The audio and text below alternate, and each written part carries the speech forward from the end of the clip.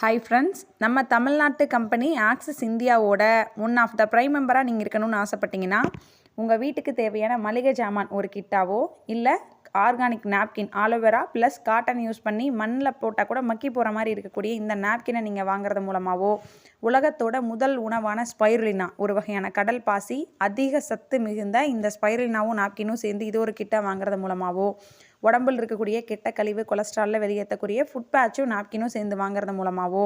ட்ரெஸ்ஸும் நாப்கினும் சேர்ந்து வாங்குறது மூலமாகவோ, ட்ராலியோ மிக்சியோ வாட்சோ